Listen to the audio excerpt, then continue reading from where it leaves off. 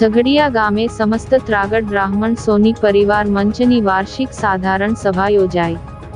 સોની સમાજના ઉત્થાન અને એકતા માટે સમસ્ત ત્રાગડ બ્રાહ્મણ સોની પરિવારના એક મંચની છેલ્લા 5 વર્ષથી રચના કરવામાં આવી હતી।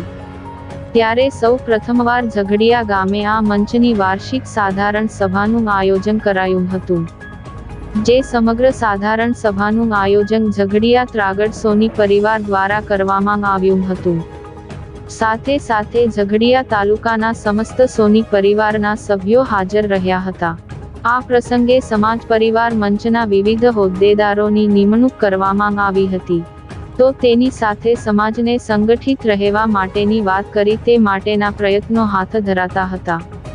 આ પ્રસંગે સમસ્ત ત્રાગડ બ્રાહ્મણ સોની પરિવાર મંચના પ્રમુખ તરીકે વડોદરાના મનોજભાઈ સોની, ઉપપ્રમુખ તરીકે મુંબઈના રિપુલભાઈ સોની, મંત્રી તરીકે ગોપાલભાઈ સોની અમદાવાદ, સહમંત્રી તરીકે કિરણભાઈ સોની નડિયાદ, કન્વીનર તરીકે મનીષભાઈ પારેખ સુરતની પુનઃ એકવાર વરણી કરવામાં આવી હતી।